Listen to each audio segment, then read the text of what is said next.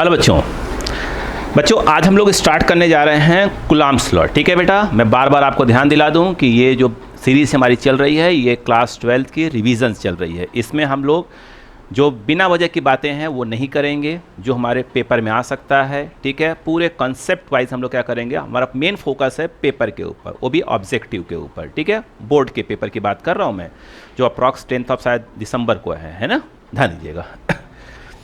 तो मैं स्टार्ट करता हूँ। ठीक है, और आज हम लोग कूलम्ब्स लॉ स्टार्ट करेंगे। उम्मीद करता हूँ कि इसके आपने जस्ट पहले का बेसिक मैंने उसमें वेक्टर बताया था, आपने उसको ध्यान से पढ़ लिया होगा। ठीक है, क्योंकि हम कूलम्ब्स लॉ में वेक्टर फॉर्म भी यूज़ करेंगे। ठीक है बेटा, अगर नहीं देखा था जस्ट पिछले वाले लेक्चर वीडियो को तो आप उसको देख के फिर इस पर आइए। ठीक है बच्चों, स्टार्ट करें। ओके, ध्यान दीजिएगा। देखिए सबसे पहले कि हमें कूलम्ब्स लॉ जो वैलिड होता है, अगर आप जानते हैं तो अच्छी बात है, ये सिर्फ वैलिड होता है पॉइंट चार्ज के लिए। अब हमारे माइंड में ये आता है कि यार ये पॉइंट चार्ज का क्या मतलब होता है, वो समझने वाली बात ये। कुछ बच्चों को लगा होगा कि पॉइंट चार्ज का मतलब ये होता है छोटा सा पॉइंट जिस पे चार्ज होता है। बिल्कुल नहीं बेटा, ऐसा बिल्कुल नहीं होता।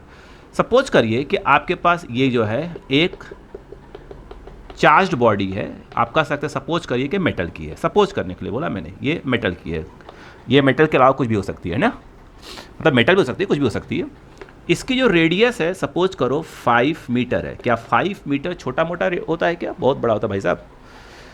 यहाँ पर सपोज करो कोई पॉइंट है, इस डिस्टेंस को हम लोग कहते हैं, याद रखना, एक्सपेरिमेंटल डिस्टेंस। ठीक, यहाँ से इसकी डिस्टेंस सपोज करो दिया हुआ है 1000 मीटर। इसके थ्रू यहाँ पर कुछ निकालना है। कुछ निकालना मतलब क्या है, इंटेंसिटी ऑफ इलेक्ट्रिक फील्ड निकालनी है, इलेक्ट्रिक पोटेंशियल निकालना है, या कुछ और निकालना है। ठीक है, तो यदि देखें तो आपका जो ये रेडियस है, रेडियस बोले तो इस चार्ज्ड बॉडी का डायमेंशन, जो इसका डायमेंशन है वो एक्सपेरिमेंटल डिस्टेंस के रेस्पेक्ट में बहुत ही कम है, तो हम कहेंगे जो चार्ज्ड बॉडी है एक प्रकार की क्या है, यह पॉइंट चार्ज है। ओके, अब कुछ बच्चों के माइंड में आया होगा क्या यार बॉडी हमेशा स्फेरिकल ही होनी चाहिए? बिल्कुल नहीं, ऐसा किसी ने नहीं बोला। ठीक है, सपोज करो वो आपका क्यूबिकल शेप में है, ये इस प्रकार से क्या है, इसके ऊपर प्लस चार्ज है। ठीक, ये इसकी L है बेटा, ये इसकी B है और ये इसकी H है। इसके थ्रू यहाँ पर P पॉइंट ले लिया, आप चाहे सेंटर से डिस्टेंस ले लें चाहे कहीं से भी ले, कोई दिक्कत वाली बात नहीं है। ठीक है, हमने यहाँ सेंटर के ले लिया। सपोज करो ये डिस्टेंस, इसको हम बोलते हैं एक्सपेरिमेंटल डिस्टेंस, सपोज करते हैं कितना ले लें, 1000 ही ले लें। चलिए 1000 मीटर है। इसमें जो इसका L लिया है सपोज करो वह 10 मीटर ले लिया है, B सपोज करो 5 मीटर ले लिया, एग्जाम्पल ले रहा हूँ मैं। ये H बचा है ना, H सपोज करो 2 मीटर ले लिया है। ठीक है, तो इसका जो डायमेंशन है यानी इसका जो LBH है, आप देख रहे हैं अगेन एक्सपेरिमेंटल डिस्टेंस के रेस्पेक्ट बहुत ही कम है, तो अगेन हम इस चार्ज बॉडी को क्या कह सकते हैं, पॉइंट चार्ज कह सकते हैं। ठीक है बेटा, फिर बच्चों के माइंड में आया होगा कि यार क्या सिर्फ क्यूबिकल टाइप का होता है? बिल्कुल नहीं बेटा, किसी भी शेप का हो सकता है भैया। सपोज करो कि आपके पास एक पतली सी वायर है, उसके ऊपर चार्ज है। कोई भी कंफ्यूजन नहीं होना चाहिए किसी बच्चे को। उसकी लेंथ मैंने सपोज किया 2 मीटर दे दिया है।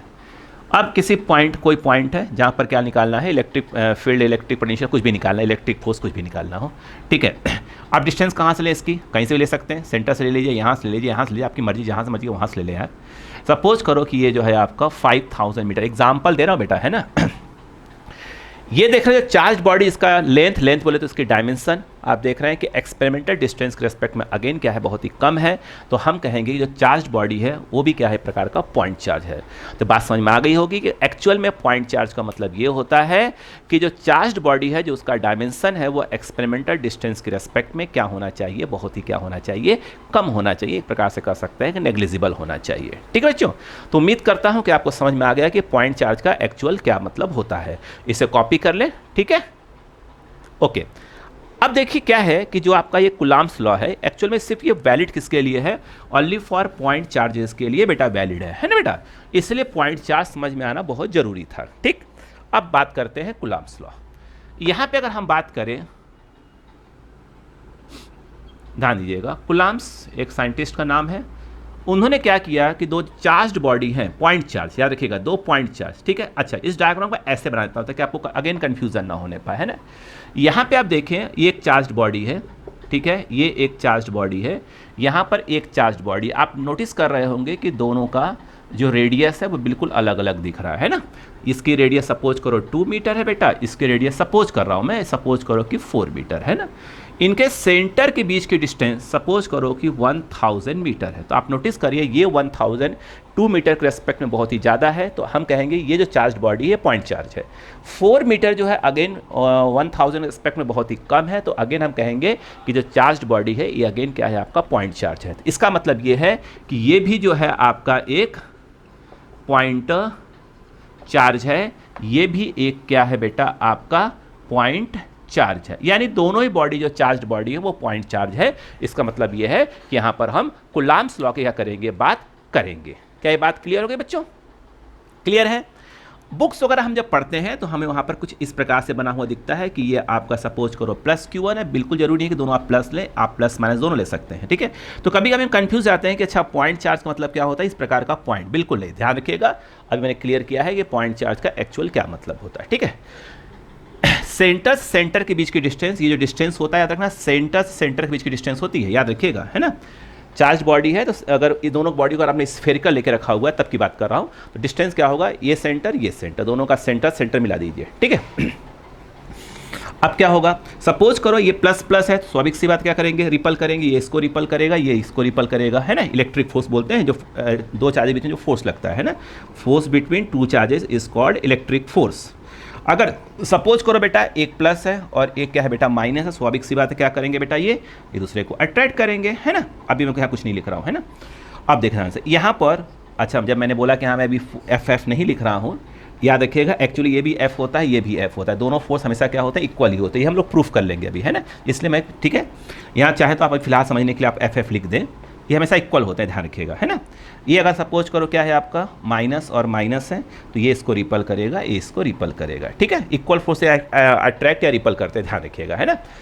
तो इसका मतलब ये हुआ कि जो इलेक्ट्रिक फोर्स होता है वो नेचर वाइज क्या होता है, रिपल्सिव हो सकता है। रिपल्सिव कब होगा, जब Q1 और Q2 क्या होंगे आपके सेम साइन के होंगे, और अट्रैक्टिव कब होगा, जब Q1 और Q2 क्या होंगे, अपोजिट साइन के होंगे। क्लियर है क्या?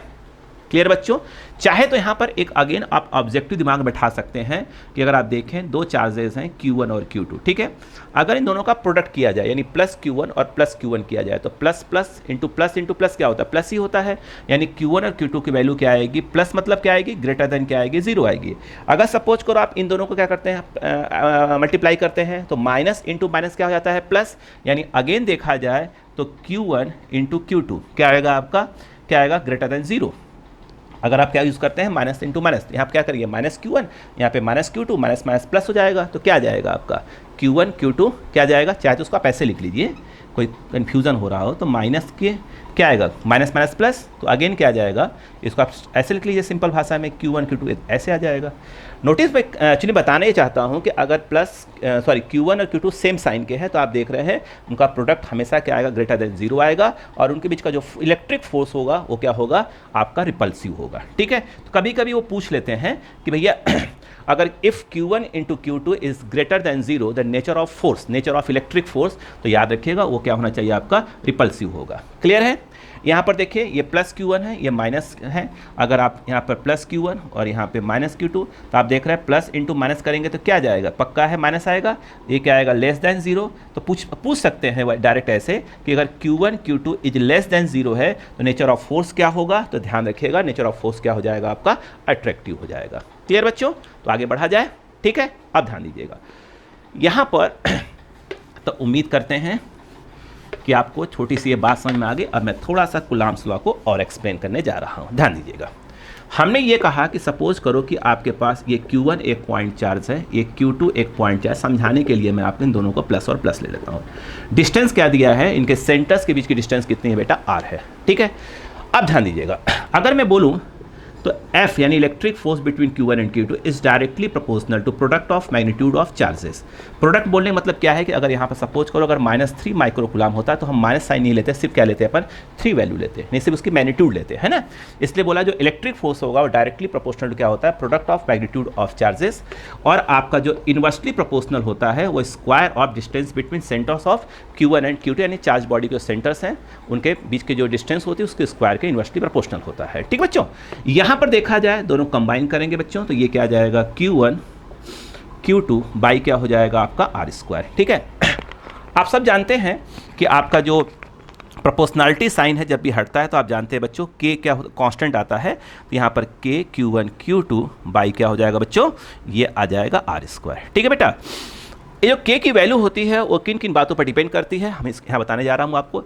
सपोज करो कि यहाँ पर Q1 और Q2, ठीक है, यूनिट कौन सी चल रही है, SI यूनिट। SI यूनिट कहने का मतलब ये है कि यहाँ पर जो F है वो न्यूटन में लिया जाएगा, Q1 और Q2 की जो वैल्यू है वो कूलाम में ली जाएगी, R किस में ली जाएगी बेटा आपका, किस में ली जाएगी बोलिए, मीटर में ली जाएगी, है ना, ध्यान रखिएगा।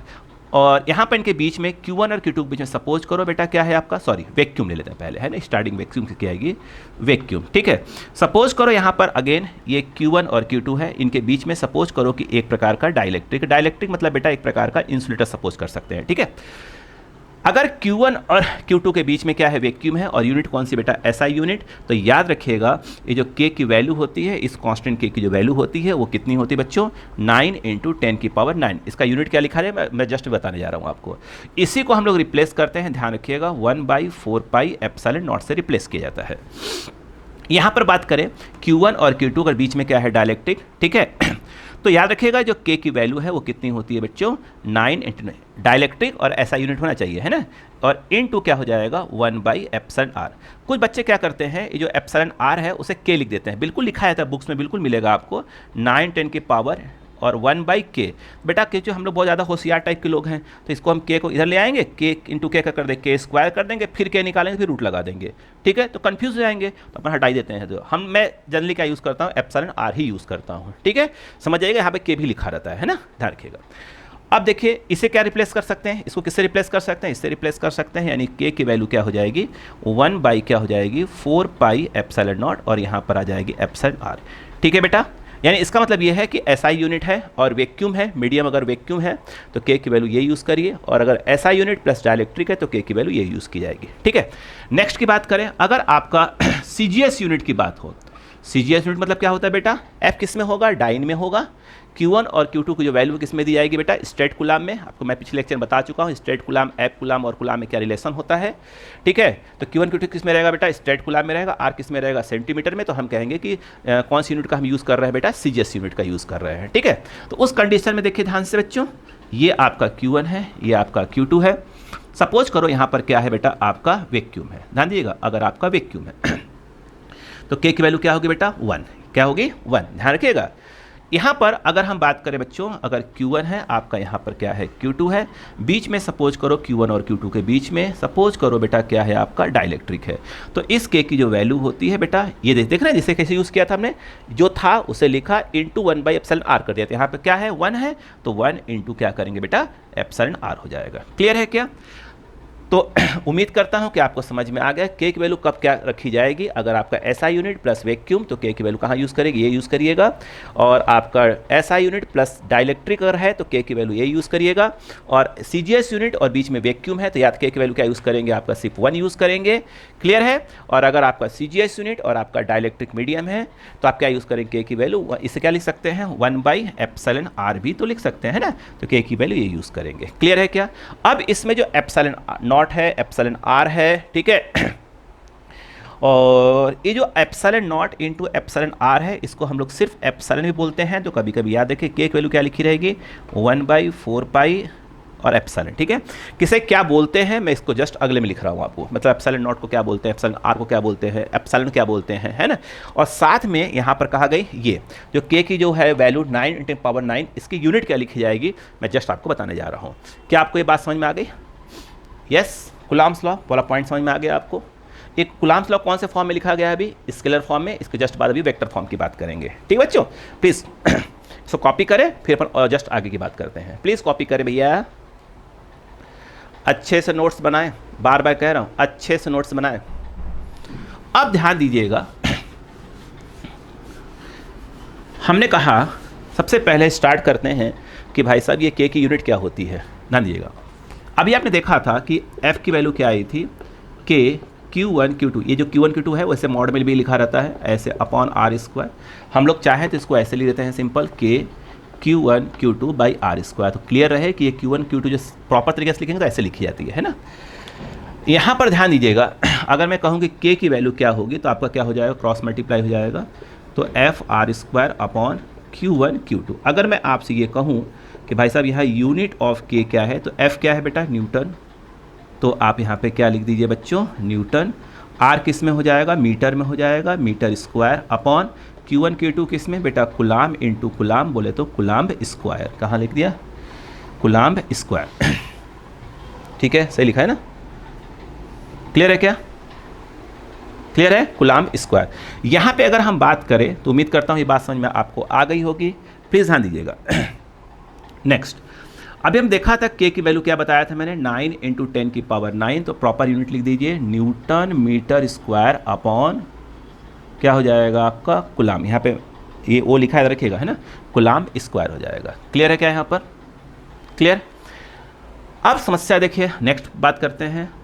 ठीक है, के को बोला क्या जाता है, 1/4 pi epsilon not. Clear, clear है। अगर मैं कहूँ कि एप्सिलॉन नॉट क्या होगा, तो आप कहेंगे 1/4 पाई एप्सिलॉन, ये सॉरी 1 बाई क्या आ जाएगा, के आ जाएगा, सॉरी, तो एप्सिलॉन नॉट क्या हो जाएगा, 1/4 पाई, व्हाट इज के कहाँ गई, कहाँ कहेंगे, ये रही, ये हो जाएगा 9 इंटू 10 की power 9 newton metre square upon क्या हो जाएगा, कुलाम स्क्वायर। कुलाम को शॉर्ट में सी लिख देते हैं, कैपिटल सी। यहाँ पर देखा जाए तो ये एप्सिलॉन नॉट क्या आ जाएगा, ये यूनिट पलट जाएगी, तो ये आ जाएगा 1/4 पाई इंटू 9 इंटू 10 पावर 9, ये हो जाएगा coulomb square upon newton metre square हो जाएगा। इसको अगर आप प्रॉपर तरीके से अगर आप कट करेंगे तो ध्यान रखिएगा, ये जो एप्सिलॉन नॉट की वैल्यू है वो कितनी आती है मालूम है, 8.84 इंटू 10 टू द पावर -12। इसे प्रॉपर तरीके से कट करिएगा, ये आपका होमवर्क टाइप का हो गया। यहाँ पे आ जाएगा आपका कुलाम स्क्वायर इंटू ऐसे न्यूटन मीटर स्क्वायर। क्लियर है क्या यहाँ पर, क्लियर बच्चों। तो उम्मीद करता हूँ कि आपको ये बात समझ में आ गई कि एप्सिलॉन जो नॉट होता है उसकी वैल्यू कितनी होती है और यूनिट क्या होती है। क्लियर है, इसे कॉपी करिए फिर बात करते हैं। अच्छा, अभी तक तो हमने आपको ये बताया नहीं कि एप्सिलॉन नॉट क्या बोलते क्या है, बता देता हूँ वो भी आपको। क्लियर हो गया। यूनिट का खास ध्यान रखें बार बार, क्योंकि अगर उनको ऑब्जेक्टिव बनाना है तो आपको यूनिट से भी खेल कर देंगे, ध्यान रखिएगा। आइए यहाँ पर ध्यान देते हैं हम, ये जो आपका एप्सिलॉन नॉट होता है, ध्यान रखिएगा, जिन बच्चों को आता है एप्सिलॉन नॉट को क्या बोलते हैं, एप्सिलॉन आर को क्या बोलते हैं, प्लीज़ वो कमेंट करते चले जाएं, ठीक है। ध्यान दीजिएगा, ये जो एप्सिलॉन था इसे simple epsilon not into epsilon R बोला जाता है। व्हाट इज दिस, जल्दी बोलें, जल्दी बोलें, कमेंट करें फटाफट। ध्यान दीजिएगा, हो गया, ध्यान दीजिएगा, चेक करिए अपने नॉलेज को। इसको बोलते हैं एब्सोल्यूट, ध्यान दीजिएगा बेटा, परमिटिविटी ऑफ फ्री स्पेस। ठीक है, फ्री स्पेस बोलिए, वैक्यूम बोलिए, इसे क्या बोलते हैं, इसे बोलते हैं रिलेटिव, इसे बोलते हैं relative permittivity of dielectric medium, या सिंपल उसको आप मीडियम बोल सकते हैं, डाई इलेक्ट्रिक मीडियम। इसको शॉर्ट में डाई इलेक्ट्रिक कांस्टेंट भी बोला जाता है। ध्यान रखिएगा, सभी नाम से आपका परिचय होना चाहिए। डाई इलेक्ट्रिक क्या बोलते हैं बच्चों, कांस्टेंट बोलते हैं, ठीक है। ये क्या होता है, सिर्फ एप्सिलॉन, इसको क्या बोलते हैं जानते हैं, इसको बोलते हैं absolute permittivity of dielectric medium. ध्यान रखिएगा, ये रिलेटिव है, ये एब्सोल्यूट कहलाती है, डाई इलेक्ट्रिक मीडियम। क्लियर है क्या यहाँ पर, ठीक है, क्लियर हो गया, फटाक से कॉपी करें। ओके, अब देखिए यहाँ पर एक बात और आ जाती है, ध्यान दीजिएगा, तो क्या आती है वो देखिए, ये जो आपका एप्सिलॉन नॉट होता है इसका डायमेंशनल फार्मूला क्या होता है, फटाक से बताएं, फटाक से कमेंट करें, what is dimensional formula of epsilon not. नहीं मालूम, कोशिश करिए, बताइए एप्सिलॉन नॉट की यूनिट क्या होती है। अगर मैं आपसे बोलूं, अभी जस्ट लिखा था यूनिट ऑफ एप्सिलॉन नॉट, अभी जस्ट लिखा था आपने, क्या था, coulomb square upon newton into metre square लिखा था, ठीक है। अब बताइए, अगर मैं अब आपसे कहूं कि डायमेंशनल फॉर्म, मैं आपको इसलिए कह रहा हूँ कि जब मैं पूछूं कोई चीज़ और कमेंट करने के लिए इसलिए बोल रहा हूँ, इससे क्या हो जाएगा, आपका नॉलेज चेक हो जाएगा, ठीक है, और आपको अपने आप पे कॉन्फिडेंस आना चालू हो जाएगा, हाँ मुझे ये चीज़ें आती हैं, है ना बेटा। और ऑब्जेक्टिव के टाइम पे जो आपका एग्ज़ाम होंगे, मैं 12th बोर्ड की बात कर रहा हूँ इस समय, कॉन्फिडेंस होना बहुत ज़रूरी है बेटा, याद रखिएगा। Dimensional formula of epsilon not, फटाक से बोलिए। क्यू, गुलाम मतलब क्यू, क्यू का गुलाम का क्या लिख सकते हैं डायमेंशनल फार्मूला, नहीं याद है कोई बात नहीं। क्यू इक्वल टू बता आई टी। अगर मैं आपसे ये कहूँ कि डायमेंशनल फार्मूला ऑफ क्यू, ए आई मतलब एम्पियर, करंट है ना तो एम्पियर लिखेंगे, टी मतलब टाइम, तो हो गया, ये हो गया। क्लियर है? आगे बोलिए न्यूटन, न्यूटन मतलब डायमेंशनल फार्मूला ऑफ फोर्स, बोलिए फटाक से बोलिए बेटा। अगर मैं आपसे पूछूं डायमेंशनल फार्मूला ऑफ फोर्स, फटाक से कमेंट करिए फटाफट। डायमेंशनल फार्मूला ऑफ फोर्स नहीं याद है कोई बात नहीं, हम याद करवा देते हैं आपको। MLT-2 याद आ गया। What is dimensional formula of M? M क्या है बेटा? अरे लेंथ है यार, तो मीटर होगा ना, आवश्यकता है क्या लिखने की? मीटर मतलब क्या हो जाएगा? अरे एल हो जाएगा यार, देखें से। अब बताइएगा dimensional formula of epsilon not, यहाँ पर क्या हो जाएगा आपका? बोले बेटा, ये आ जाएगा 80 स्क्वायर अपॉन ये, यहाँ पर क्या आ जाएगा? फटाफट देखिए, फटाफट फटाफट देखिए, MLT-2, यहाँ पर क्या हो जाएगा? L square. ठीक है, फटाक से इसको प्रॉपर तरीके से एडजस्ट कर लीजिए, फटाक से एडजस्ट करिए। m एक ही है, ऊपर जाएगा तो ये हो जाएगा m⁻1 L, और L स्क्वायर ऊपर जाएंगे तो L-3, T-2 है, ऊपर जाएगा T स्क्वायर पहले से ही है, T⁴ I think A square. Clear है क्या? कहीं कोई मिस्टेक तो नहीं है बेटा? देख चेक करते रहिएगा। तो उम्मीद करता हूँ कि समझ में आ गया कि dimensional formula of epsilon not क्या होता है। क्लियर है क्या? कॉपी करें, फटाफट फटाफट कॉपी करते हैं और आ जाए। नेक्स्ट देखिएगा, अब देखिएगा, तो मैंने आपको अभी क्या सिखाया बेटा? कूलॉम्स लॉ सिखाया। ठीक है, क्या होता है फटाफट रिवाइज कर लेते हैं 2 मिनट के अंदर अंदर। डिस्टेंस जो आर होता है क्या होता है? चार्ज बॉडी के सेंटर के बीच की डिस्टेंस है। अगर Q1 और Q2 दोनों मतलब जो आपके वो हैं, क्या बोलते हैं, पॉइंट चार्ज है, अगर वो स्फेरिकल है तो की बात कर रहा हूँ, है ना। डिस्टेंस कहाँ से लेंगे? सेंटर से लेंगे। ठीक है, दूसरी बात ये है, हमने कहा कि ये Q1 है, ये Q2 है, ये इस पर फोर्स लगा रहा है, इस पर फोर्स लगा रहा है, इनको ज्वाइन करिए, सेंटर से ज्वाइन कर दिया है। जब ये इस पर सपोज करो प्लस प्लस है, जब इस पर फोर्स लगाएगा तो इस तरफ, ये इस पर फोर्स ऐसे। कभी गलती से ऐसा मत कर दीजिएगा कि ये इस पर फोर्स ऐसे लगा दीजिए, इस पर फोर्स कैसे लगा रहा हो, ऐसे बिल्कुल नहीं, ऐसे फोर्स नहीं लगाएगा, ऐसे ही फोर्स लगाएगा। ये जो लाइन होती है दोनों के सेंटर की, जो ज्वाइनिंग लाइन होती है, फोर्स हमेशा उसी लाइन पर क्या करते हैं? एक्ट करते हैं। क्लियर है क्या? इस बात को ध्यान रखिएगा। इसलिए कभी कभी क्या होता है, जो वो पूछ लेते हैं कि जो इलेक्ट्रिक फोर्स है कैसा फोर्स, आप बोला करिए लीनियर फोर्स होता है। एक्ट कहाँ करता है? सेंटर पे। तो आप क्या बोला करेंगे? फटाक से बोलिए, क्या बोला करेंगे? सेंट्रल फोर्स होता है एक प्रकार का। क्या होता है? सेंट्रल फोर्स, सेंटर पे एक्ट करता है। क्लियर है क्या? क्लियर? ओके, अब ध्यान दीजिएगा, ध्यान रखिएगा। अब मैं आपसे बताने जा रहा हूं Coulomb's law in the vector form. Coulomb's law in the vector form, ध्यान दीजिए बेटा। अगर हम बात करें, अब आपकी हेडिंग होनी चाहिए Coulomb's law in vector form. ध्यान दीजिएगा, Coulomb's law in the vector form. कितने बच्चों को याद है? जिन बच्चों को भी याद है Coulomb's law in the vector form, पहले वो फटाक से कमेंट करें।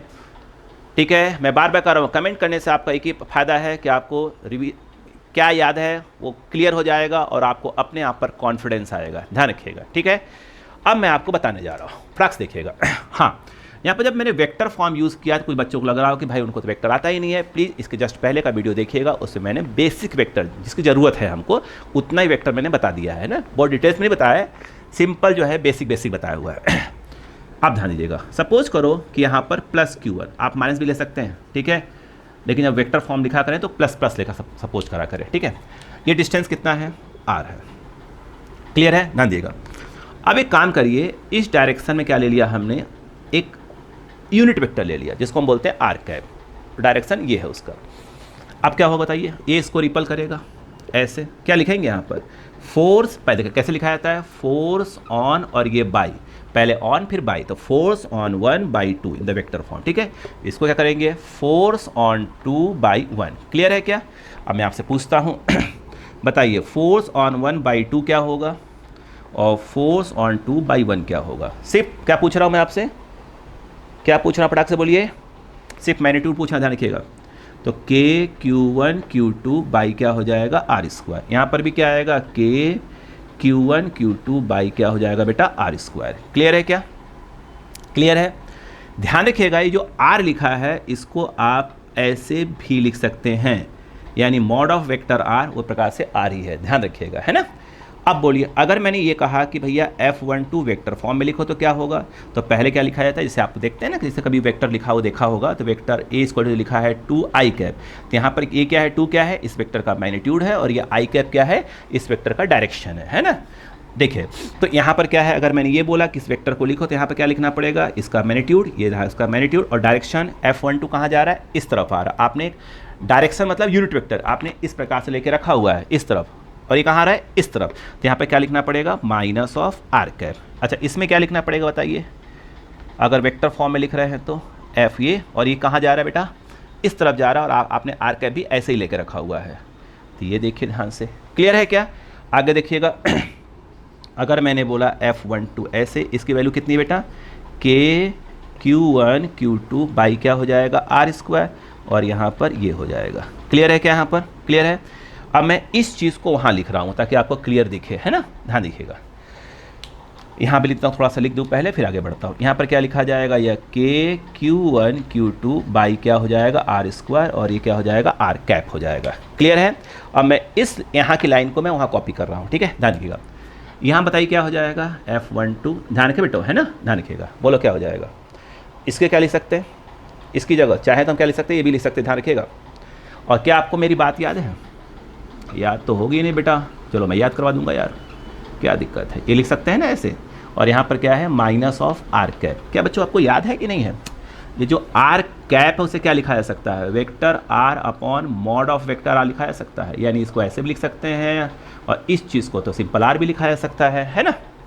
तो बोलिए क्या हो जाएगा, तो F12 क्या लिखा जाएगा, इस माइनस को आगे कर दीजिए, तो माइनस के Q1 Q2 अपॉन ये हो जाएगा, और यहाँ पे क्या आ जाएगा, वेक्टर आर अपॉन क्या हो जाए, बोलिए वेक्टर आर अपॉन, बोलिए ना, मॉड ऑफ वेक्टर आर। तो क्या हो जाएगा, F12 इक्वल टू माइनस के Q1 Q2 अपॉन क्या हो जाएगा, Q, और यहाँ आ जाएगा इस प्रकार से। क्लियर है क्या, ये वेक्टर लिखा है ना, ध्यान रखिएगा।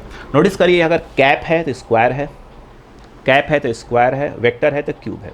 उसी प्रकार से अगर मैं इस चीज़ को कंटिन्यू करूँ तो क्या होगा, F21 अगर मैं बोलूँ क्या होगा, बताइए क्या हो जाएगा, के Q1 Q2 अपॉन, यहाँ पर क्या हो सकता है, इसे क्या लिख सकते हैं, इसको सिंपल ये भी लिख सकते हैं, और यहाँ पर क्या लिखा जा सकता है, ये लिखा जा सकता है vector R upon mod of vector R लिख सकते हैं।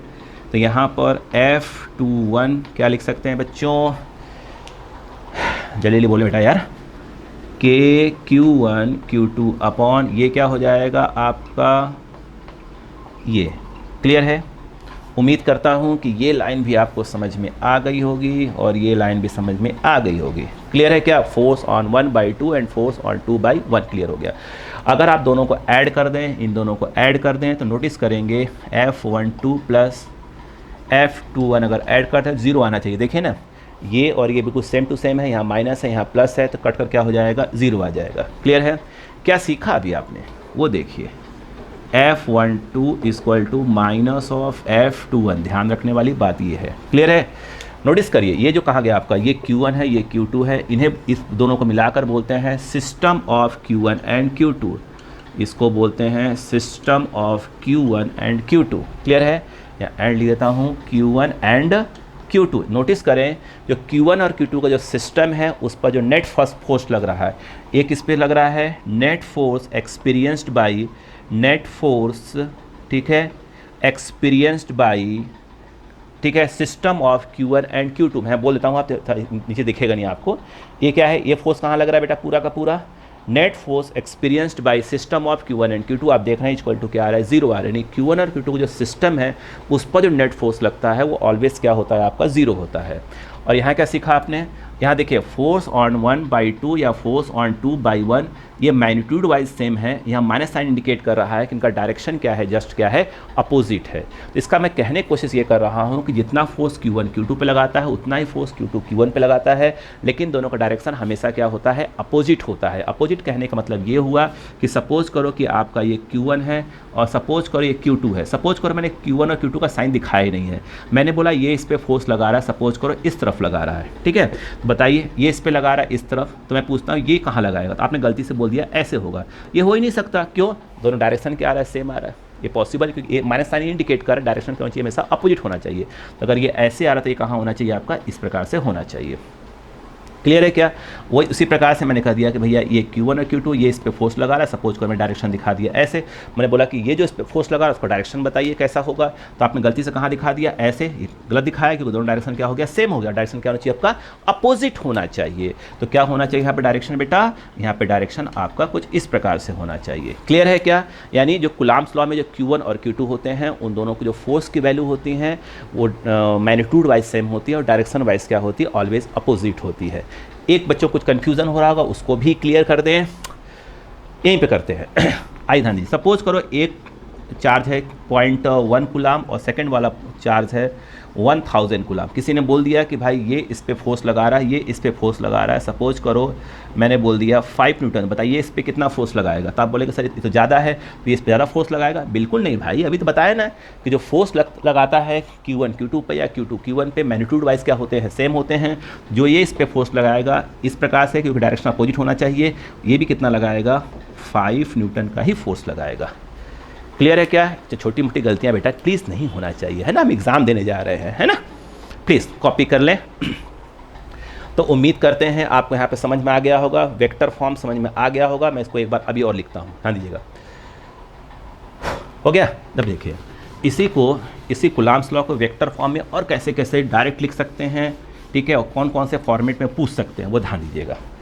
अभी क्या सीखा, जस्ट अभी क्या सीखा आपने, Coulomb's law in the vector form. क्या सीखा था, F12, ठीक है, F12 की वैल्यू माइनस ऑफ F21 होती है। लेकिन अगर मैं ये कहूँ कि F21 की वैल्यू मैग्नीट्यूड वाइज क्या होगी, तो ये सेम होगी। इसको ऐसे लिखा जाएगा, ध्यान रखिएगा। और वेक्टर फॉर्म लिखेंगे तो हमें माइनस लगाना जरूरी है। क्लियर? सिंपल उन्हें बोला होता है कि कुलाम्स लॉ वेक्टर फॉर्म बताइए, और ये कहीं नहीं कहता है कि F12 निकालना है कि F21 निकालना है। सिंपल तो क्या बोलेंगे उसको, के जानते हैं ना क्या होता है, कि आपका वही 1/4 पाई एप्सिलॉन नॉट वाली बात हो रही है ना। तो यहाँ पर ध्यान दीजिएगा, तो क्या होगा, के Q1 Q2 अपॉन, अगर आपने यहाँ बोला R² तो यहाँ बोलना पड़ेगा R²। क्या सिखाया था मैंने, के Q1 Q2, इसे आप क्या लिख सकते हैं, तो ये कुछ इस प्रकार भी लिखा जा सकता है। तो ध्यान रखने वाला सेकेंड पॉइंट क्या है, यहाँ पर के Q1 Q2 अपॉन, यहाँ पर क्या है, अगर ये R³ है तो यहाँ पर क्या होगा, वेक्टर होगा। ठीक है, अब इसे ऐसे भी लिख सकते हैं, इसे कैसे लिख सकते हैं, इस R को तो ऐसे भी लिखा जाता है ना बेटा। तो ये के Q1 Q2 अपॉन, ये आपका कुछ इस प्रकार का आ जाएगा, ये कुछ इस प्रकार का आ जाएगा। ठीक है, डायरेक्ट पूछ लिया कुलाम्स लॉ वेक्टर फॉर्म में लिखें तो इस प्रकार से आपको आना चाहिए। क्लियर है क्या? क्लियर? अब देखिए इसका एक और धमाका देखिएगा, फॉर्मेट चेंज होते चले जाएंगे। ठीक है, नेक्स्ट देखिए पॉइंट, नेक्स्ट पॉइंट देखें प्लीज़, नेक्स्ट पॉइंट देखें। देखो आपको कुछ याद है कि नहीं याद है, अगर मैं ये कहता कि R12 क्या होता है, कैप, इसका मतलब क्या होता है, ये क्या है, direction of a vector from point 2 two point 1, यानी 2 से 1 होता है, 1 से 2 नहीं होता, ध्यान रखिएगा, है ना। एक वेक्टर है जिसका डायरेक्शन क्या है, पॉइंट 2 से पॉइंट 1 की ओर होता है। क्लियर है? मैं कुछ बातें पुराने जो पिछला जो वेक्टर वाला वीडियो था उसके यहाँ बता देता हूँ, है ना।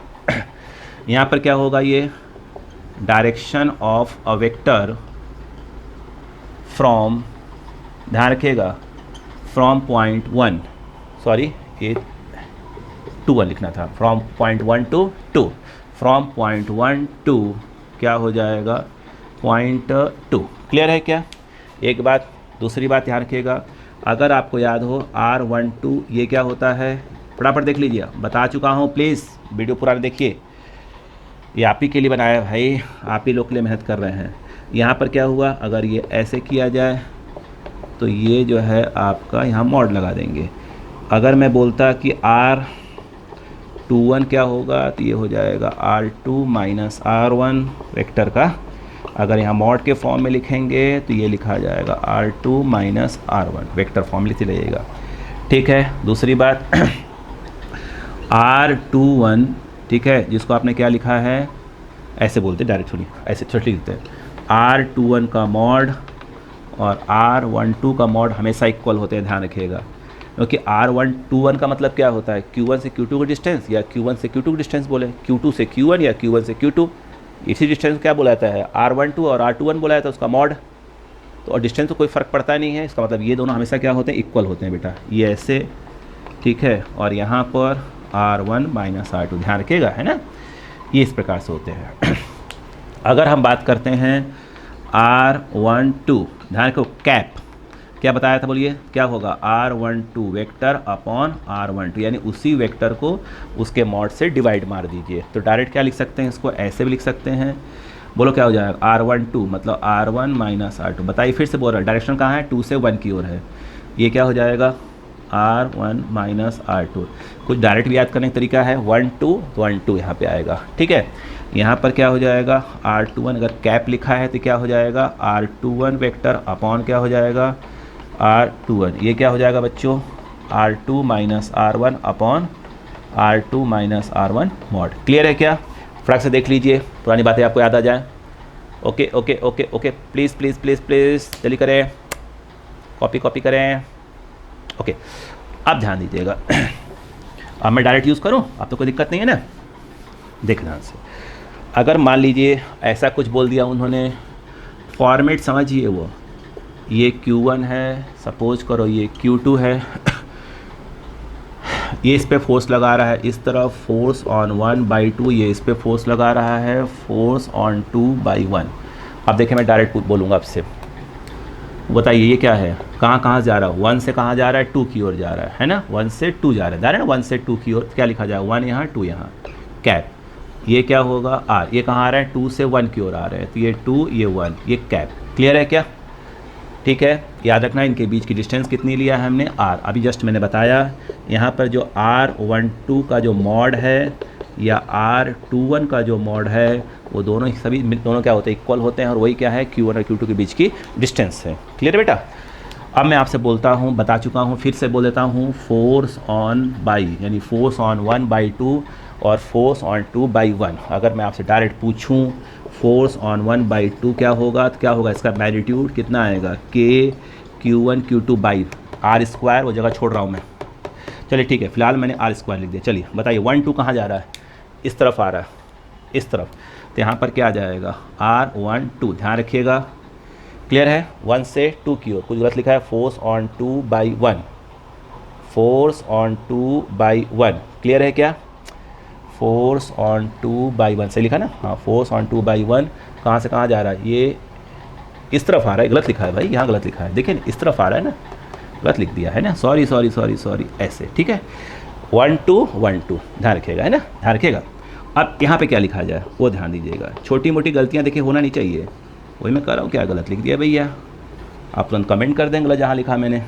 यहाँ क्या लिखा जाएगा, ये भी होता है, ये भी होता है, कौन सा लिखा करिए, ये वाला लिखा करिए, मतलब ये लिखा करिए, यहाँ पर R12 ये स्क्वायर, ये हो गया R12 मॉड। क्लियर, अगर आप क्या लिखेंगे, इसके लिए लिखेंगे तो क्या हो जाएगा, K Q1 Q2 अपॉन, ये तो ऐसे ही रहेगा, यहाँ पर क्या आ जाएगा, R12 बोलो वेक्टर अपॉन R12 मॉड। ये भी क्लियर हो गया, कैसे लिख सकते हैं इसको फटाफट बोलो भैया, K Q1, दिमाग को मशीन बनाना चालू कर दीजिए, ये क्या हो जाएगा, R1 माइनस R2, बस ध्यान रखिएगा ये क्यूब हो जाएगा, देखिए ना स्क्वायर है और यहाँ पावर 1 है, तो 3 हो जाएंगे ना, यहाँ पर क्या हो जाएगा, पावर 3 हो जाएगा, तो यहाँ पर क्या हो जाएगा, ये हो जाएगा, इसकी वैल्यू रख देंगे ना। अब बोल, याद रहेगा, याद रहना चाहिए। और अगर आप इसको डायरेक्ट लिखते तो क्या करते आप, बोले क्या लिखते, K Q1 Q2, यहाँ पर क्या लिख देते, R1 माइनस R2 स्क्वायर, और यहाँ सिंपल क्या होता, यहाँ पर इस यही लिखना पड़ता बस, और कुछ नहीं, 1 2 1 2, ये याद रहे, है ना। अब बताइए, अगर आपको क्या लिखना है, फोर्स ऑन 2/1, तो क्या आएगा, मैग्नीट्यूड पर लिखिए, K Q1 Q2 बाई क्या हो जाएगा, R², कोई तो फ़र्क पड़ता नहीं, यहाँ पर 2 1 इस तरफ जा रहा है, आपको मालूम है, ये लिखा जाएगा, और ऐसे ही आपने रट लिया होगा एक पॉइंट को कि भैया अगर 2 1 है 2 1 आएगा। Q1 और Q2 वेक्टर फॉर्म जब लिखे जाते हैं, याद रखना, तो Q1 और Q2 का साइन यूज़ किया जाता है। सपोज करो ये क्या होता, माइनस Q2 होता, तो यहाँ पर माइनस Q2 लिखेंगे, अभी बता रहा हूँ जस्ट अभी आपको, है ना, घबराइए मत, जस्ट बता रहा हूँ, कोई कन्फ्यूज़न नहीं होना चाहिए बच्चों। तो ये K Q1 Q2, यहाँ पर क्या लिख सकते हैं बताइए, अब बताइए क्या लिखेंगे इसको देख कर लिखा करिए। R21 ये इतना, ये हो जाएगा R21, ये हो जाएगा। क्लियर? हाँ, यहाँ पर आ जाइए थोड़ा सा, यहाँ पर कुछ इस प्रकार से Q1, बिल्कुल ना घबराएं, मैं बार बार कर रहा हूँ, कोई बच्चा घबराए ना। बोलिए इसके बाद क्या लिख सकते हैं, इसको यहाँ कुछ लिखना है इसलिए स्पेस छोड़ कर रखा है मैंने, है ना।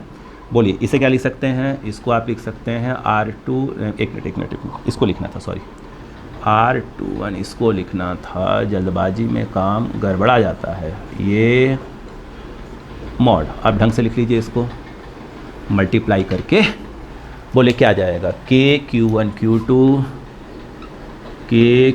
Q2, ये हो जाएगा R21 ये अपॉन मॉड ऑफ R21, ये क्यूब हो जाएगा। ठीक है, मैं कहने की ये कोशिश कर रहा था कि अगर इसको तोड़ दिया जाए तो Q1 Q2 ये क्या हो जाएगा आपका R2 माइनस R1, ये ब्रैकेट है, ये जो है आपका mod of R2 vector R2 minus R1 whole cube. यहाँ पर क्या लिख सकते थे, मैं यहाँ स्पेस छोड़ कर रखा था, Q1 Q2 upon mod of R2 minus R1, vector है, याद रखिए, बार बार कह रहा हूँ, यहाँ पर सिंपल R21। उम्मीद करता हूँ याद हो गया होगा। क्लियर है क्या? यस, कॉपी करें, फिर बताता हूँ आपको। ठीक है, कॉपी करें।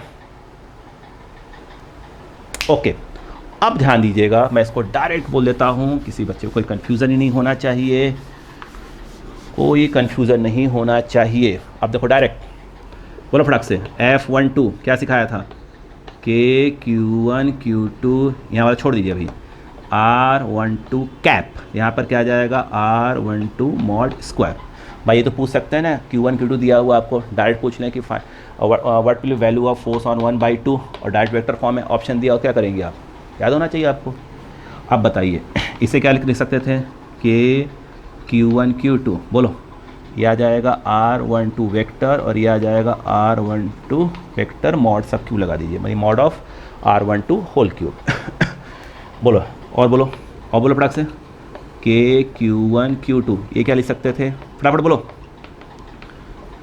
ए स्क्वायर, और ये हो जाएगा आपका R12 कैप। इसे फटाक से बोलो क्या हो जाएगा, Q1 Q2 upon R1 minus R2 whole cube. Vector है भाई साहब, ध्यान रखिएगा, ये R1 माइनस R2। अब तो याद हुआ, डायरेक्ट बोलो। अब यहाँ मैं लिखने जा रहा हूँ F21, क्लियर है क्या? डायरेक्ट ये वाला फॉर्मेट सॉरी, ये फॉर्मेट डायरेक्ट कमेंट करिए फटाक से, क्या होना चाहिए वैल्यू, फटाक से बोलिए प्लीज़। इसे समझ गए हैं तो उसको लिखिए, कमेंट करें, उसके बाद देखें। ओके, अब ध्यान दें क्या होगा यहाँ पर, Q1 Q2 अपॉन, क्या बताया था यहाँ पर, R21, तो R21 कैप, यहाँ पर क्या हो जाएगा R21 स्क्वायर। क्लियर है क्या? ठीक है, अब बोलो भाई, हमें तो कंसेप्ट याद होना चाहिए ना सॉरी, Q1 Q2 अपॉन, यहाँ पर क्या बोलो, फटाक से बोलो बेटा, ये तो आप ऐसे ही रखेंगे R21 स्क्वायर, यहाँ क्या लिख सकते थे, R21 vector upon mod of R21, साथ में लेकर आइए इनको, R21 फटाक से देख लीजिए। उम्मीद कर रहा हूँ बच्चों कि आपको मैं बार बार चीज़ें बता रहा हूँ, ठीक है, आपकी मर्जी, इसको डबल स्पीड से देखें, ट्रिपल स्पीड से देखें, ये आपकी समझने की क्षमता पर डिपेंड करता है। ठीक है, वे बच्चे जो थोड़ा सा पहले नहीं पढ़ पाए थे वो आराम से देखें, ठीक है, और नोट्स बनाया था, वो वक्त लगेगा, ठीक है, क्लियर हो जाएगा। और जिन बच्चों को आता है वो थोड़ा सा स्पीड बढ़ा कर देखना चालू करें, ठीक है। बोले क्लियर हो गया क्या यहाँ पर? ठीक है, चाहे तो आप इसको यहाँ पर लिख दीजिए, इस वाले फॉर्मेट लिखना हो तो आपका, बस चीज़ें बताने की कोशिश कर रहा हूँ कि आपको कैसे चीज़ें याद होना चाहिए। ये R2 माइनस R1 बेटा होल क्यूब, ये हो जाएगा R2 माइनस R1, ब्रैकेट है ना। याद कैसे करेंगे, 1 2 1 2 कहाँ गया, 1 2 2 1, तो क्या होगा आपका 2 1, ठीक है, इस प्रकार से आप याद रखेंगे। बोले क्या ये पॉइंट क्लियर हो गए? क्या ये पॉइंट क्लियर हो गए? उम्मीद करें कि आपको कूलॉम्स लॉ जो है वेक्टर फॉर्म में, ये वाला पॉइंट समझ में आ गया। एक और फॉर्मेट है, उसकी भी बात कर लिया जाए, ठीक है, एक और बात कर लिया जाए, फटाक से देखिएगा, फटाफट फटाफट फटाफट। अब चलिए वो भी याद रहना चाहिए फटाक से आप देखिए एक फॉर्मेट इसका और, ठीक है, वो देखिए ध्यान से। सपोज करें कि उन्होंने बोला कि भाई ये x एक्सिस है, ये y एक्सिस है, z एक्सिस। भाई साहब उन्होंने बोल दिया कि भैया ये प्लस Q1 है, ये प्लस Q2 है, ये है position vector of plus Q1 और ये दिया है position vector of plus Q2। ठीक, एक डायग्राम की और आवश्यकता है। ठीक है, डायग्राम, अगर आप किसी चीज़ को डायग्राम बना बना के समझेंगे तो याद रखिएगा वो चीज़ें आपको क्लियर भी रहेंगी और लॉन्ग टाइम तक याद रहेंगी। तो प्लीज़ कोशिश करा करिए किसी भी चीज़ को याद करें तो डायग्राम के थ्रू याद करें। जहाँ तक लैंग्वेज का सवाल है बेटा वो तो आप देना सीख जाएंगे। ठीक है, ये प्लस Q1, ये आपका बच्चों प्लस Q2। बता रहा हूँ क्या है तीनों डायग्राम में, कंसेप्ट एक ही है, आपको आता भी है, बस बताने की मैं कोशिश कर रहा हूँ आपको। ये देखिए ये क्या कर रहा होगा, इसको रिपल कर रहा होगा इस प्रकार से, फोर्स ऑन 2/1। ये इसको रिपल कर रहा होगा बेटा, फोर्स ऑन 1/2। ये बात समझ में आ गई। एक बात बताइएगा यहाँ पर क्या होगा, इसे क्या लिखेंगे, कहाँ जा रहा है, 1 से 2 की ओर जा रहा है, तो यहाँ 1 और यहाँ 2, ध्यान रखिएगा। ये मैंने ऐसे ज्वाइन कर दिया, ये कहाँ जा रहा है, 2 से 1, तो ये 2 और ये 1, वेक्टर। क्लियर है। अब मैं आपसे पूछता हूँ डायरेक्ट वही पुराना आपका, बताइए फोर्स ऑन 1/2 क्या होगा डायरेक्ट। ठीक है, सब आपको याद है, बोले फटाक से क्या होता है, फटाक से बोलिए, Q1 Q2 अपॉन 1 2, तो R1 माइनस R2, यहाँ पर क्या आ जाएगा, स्क्वायर यूज़ किया है, तो यहाँ पर क्या आएगा R12। क्यों, डायरेक्शन क्या है, 2 से 1 की ओर है। देखिए ना कहाँ गया, 1 2 की वैल्यू, 1 2 की वैल्यू 2 से 1 की ओर जा रहा है। ठीक है, अगर डायरेक्ट अगर इसको इस फॉर्मेट में करते हैं तो Q1 Q2 अपॉन यहाँ पर क्या आ जाएगा बेटा, R1 माइनस R2। अगर आप क्यूब लिखते हैं तो यहाँ पर क्या आता है, R12 वेक्टर आता है ना, ऐसे क्या लिख सकते हैं अपन, तो R1 माइनस R2 वेक्टर है ना। बोले क्लियर है क्या, याद आ गया। देखिए डायरेक्ट बिल्कुल। अगर मैं आपसे ये कहता बताइए फोर्स ऑन 2/1 क्या होगा, फटाफट फटाफट फटाफट देखिए, आपको जो स्लाइड्स रहेंगे छोटे छोटे बनाऊंगा। ठीक है, वीडियोस आपके करीब करीब, ठीक है, 20 30 20 30 40 इसी प्रकार से रहेंगे, ताकि आप एक वीडियो में एक पूरा कंसेप्ट क्लियर करें, फिर नेक्स्ट वीडियो। ठीक है, एक वीडियो देखिए, नोट्स बनाइए, आधे घंटे वीडियो कंप्लीट, नोट्स बनाइए, आधे घंटे उसको दिमाग घूमते रहिए दिन भर। ठीक है, आधे घंटे घूम लीजिए, दिन भर क्यों घूमेंगे, आधे घंटे घूमिए और पूरा देख लीजिए मैंने क्या बोला था और आपने क्या नोट्स बनाए हुए हैं। ठीक, क्लियर हो जाए, फिर नेक्स्ट वीडियो, फिर नेक्स्ट वीडियो, फिर नेक्स्ट वीडियो। ठीक है, और दिन भर में अगर आप 2 से 3 घंटे फिजिक्स को देते हैं, 2 से 3 घंटे आपको पढ़ना ही पड़ेगा, 2 से 3 घंटे केमिस्ट्री को दीजिए, 2 से 3 घंटे किसको दीजिए, मैथ्स या बायो जो भी आपने लिया हुआ हो। ठीक है, सभी सब्जेक्ट को प्रॉपर, ठीक है, टाइम एकदम इक्वल दीजिए, कम ज़्यादा मत करिए किसी को, नहीं गड़बड़ हो जाएगा। ठीक है ना, इसलिए वीडियोस क्या रहेंगे, छोटे छोटे वीडियोस रहेंगे। ध्यान रखिएगा। ये क्या आ जाएगा, Q1 Q2, यहाँ बोलिए क्या आएगा, फटाक से बोलिए, यहाँ पर क्या आएगा 2 1 ये, और यहाँ आ जाएगा 2 1 ये स्क्वायर। फटाक से बोलिए आगे, फटाफट बोलो भाई, Q1 Q2, फटाफट। आप लोग बोल ही नहीं रहे हैं यार, बोला ना, कमेंट करते रहा करिए।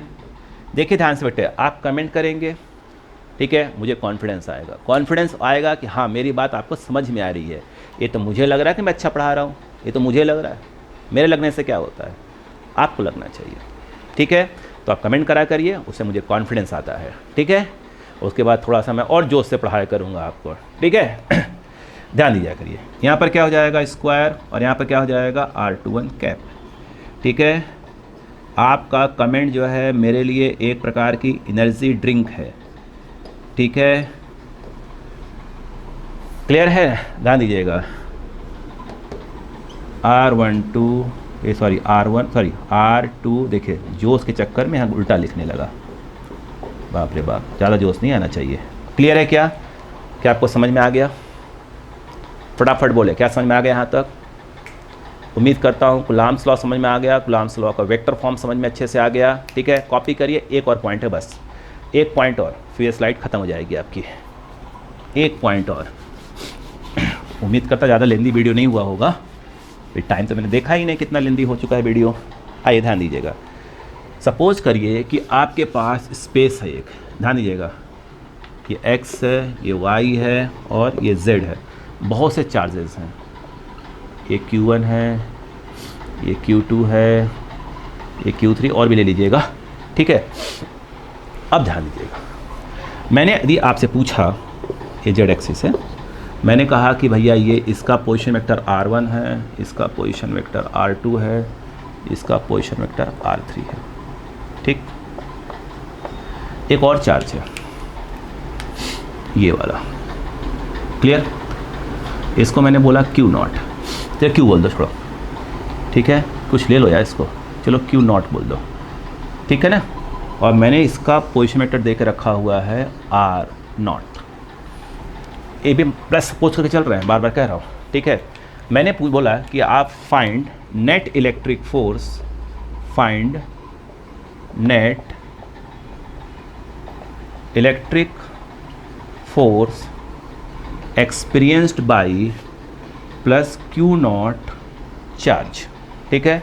और ऑप्शन मैंने देख रखा है वेक्टर फॉर्म में, निकालो, फटाक से निकालिए, क्या होना चाहिए, फटाफट फटाफट फटाफट फटाफट, वेक्टर फॉर्म, इतने दिया मैंने क्वेश्चन में, हो गया, हो गया आपका आंसर, लिख लिया आपने, लिख लीजिए, मैं बता ही रहा हूँ ना, उसे रिवीजन होगा बार बार बेटा। आइए ध्यान दीजिएगा, किस पे निकालना है, ध्यान दीजिएगा, आराम से ट्रिक पकड़िए, फोर्स ऑन Q0 यानी 0, फोर्स ऑन Q0 बाई, चलिए मैं कहता हूँ प्लस Q1, क्या लिखते हैं, फोर्स ऑन Q0, तो मैं इसका 0 लेता हूँ, तो यानी फोर्स ऑन 0 बाई 1, क्या लिखना था, क्या होगा यहाँ पर, यहाँ बोले क्या आएगा, K Q0 Q1 अपॉन, बोले क्या सिखाया था, अगर ये फोर्स ऑन 1/2 है तो क्या लिखा जाता है यहाँ पर, यहाँ पर क्या आता है, R1 माइनस R2 आता है, जो यहाँ पे है 1 माइनस 2, तो यहाँ 1 माइनस 2 आता है, यही नहीं बताया था मैंने आपको। अक्का लगाइए, बोलो क्या हो जाएगा, फटाक बोलो, यहाँ पर क्या हो जाएगा, R0 ही लिया है ना, हाँ, R0 minus R1 cube R0 minus R1, ऐसे वेक्टर फॉर्म में, क्लियर है क्या, ये क्लियर हुआ।